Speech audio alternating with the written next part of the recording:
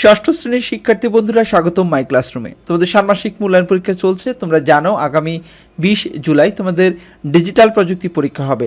তোমরা নিশ্চয়ই খুব ভালো প্রস্তুতি নিচ্ছ এবং তোমাদের পরীক্ষা অনেক বেশি ভালো হচ্ছে আশা করছি। তো তোমাদের পরীক্ষা কার কেমন হয়েছে সেটি আমাদেরকে কমেন্টস করে জানাও। আর তোমাদের জন্য এখন থাকবে মাই ক্লাসরুমে মূল্যায়ন প্রশ্ন উত্তর, খুবই গুরুত্বপূর্ণ, তাই শুরু থেকে শেষ পর্যন্ত দেখবে। আর ভিডিওটি ভালো লাগলে অবশ্যই লাইক করবে। যারা এখনও চ্যানেলটি সাবস্ক্রাইব করেনি সাবস্ক্রাইব করে নেবে। চলো শুরু করি। আমরা প্রথমে একটি উদ্দীপক দেখি। রাহাত ও তার বন্ধুরা পরীক্ষা শেষে তার বাড়িতে জড়ো হলো। রাহাত বলল, বিকেল নাগাদ বাড়ি ফিরতে হবে, এখনই ঠিক করতে হবে কি করব। জয় বলল, আবহাওয়া দেখে নেই। রাহাত মোবাইল বের করে জানালো, আবহাওয়া ভালো, বাইরে খেলতে যেতে পারবো। মিতু বলল, গুগলে দেখি বাসায় বসে কি খেলা যায়। রাহাত সার্চ করে অনেকগুলি আইডিয়া পেল। রাহাতের বোন জানতে চাইল, তুমি কিভাবে এত দ্রুত সার্চ করলে। রাহাত উত্তর দিল, গুগলে কাঙ্ক্ষিত বিষয় লিখে সার্চ দিলেই অনেক ফলাফল আসে। সবাই সার্চ ইঞ্জিনের গুরুত্ব বুঝত। সারাদিন অনেক আনন্দ আর মজা করলো তারা। এবার আমরা যে গুরুত্বপূর্ণ প্রশ্নটির কথা বলছি সেগুলি দেখব। প্রথম প্রশ্নটি হচ্ছে, দৈনন্দিন জীবনে তথ্যের প্রয়োজনীয়তা ব্যাখ্যা করো। আমাদের দৈনন্দিন জীবনে প্রতিটি ক্ষেত্রে তথ্যের প্রয়োজন হয়। ঘুম থেকে উঠে ঘড়ির সময় দেখা, তারপরে ঘুমানোর আগে সবসময় আমাদের তথ্যের প্রয়োজন হয়। দৈনন্দিন জীবনের প্রতি মুহূর্তে আমাদের বাড়ির ছোট বড় সিদ্ধান্ত নিতে হয়, যা আমরা খুব একটা লক্ষ্য করি না। এই সিদ্ধান্তগুলি নেওয়ার জন্য তথ্যের প্রয়োজন হয়, তাই দৈনন্দিন জীবনে তথ্যের প্রয়োজনীয়তা অনেক বেশি।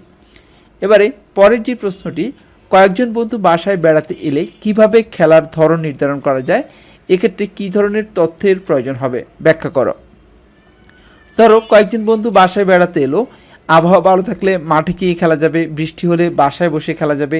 সেক্ষেত্রে কতজন আছি তার উপর নির্ভর করে খেলা নির্ধারণ করা যাবে। খেলার জন্য যদি কোনো সরঞ্জাম প্রয়োজন হয় সেগুলো আছে কি না তার উপর নির্ভর করবে কি খেলা যাবে। এক্ষেত্রে তথ্যের প্রয়োজন হবে আবহাওয়ার তথ্য ও কি খেলার সামগ্রী রয়েছে। পরের প্রশ্নটি হচ্ছে, সার্চ ইঞ্জিনের মাধ্যমে তথ্য খোঁজার পদ্ধতিটি লিখো। এটি খুবই সহজ। সার্চ ইঞ্জিন ব্যবহার করা খুবই সহজ। প্রথমেই যে কোনো ব্রাউজার ওপেন করে সেটার অ্যাড্রেস বারে যে সার্চ ইঞ্জিনটি ব্যবহার করা হবে তার ঠিকানাটি লিখতে হয়। এরপর ইন্টার চাপ দিলেই সার্চ ইঞ্জিনটি চলে আসে।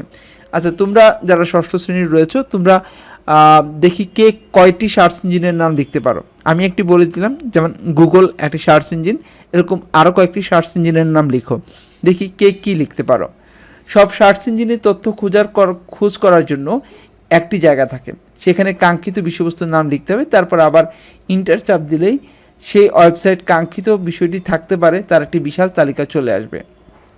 এরপর ওই তালিকার ওয়েবসাইটগুলোতে ব্রাউজ করে আমরা আমাদের প্রয়োজনীয় তথ্য খুঁজে নিতে পারবো। অর্থাৎ যেই বিষয়টি আমি জানতে চাই সেই বিষয়টি আমার সার্চ ইঞ্জিন বের করার পরে সেখানে লিখে ইন্টার চাপ দিলে অনেকগুলি ফলাফল আসবে, সেখান থেকে আমি আমার প্রয়োজনীয় তথ্যটি নিতে পারবো। এভাবে সার্চ ইঞ্জিনের মাধ্যমে তথ্য খোঁজা যায়।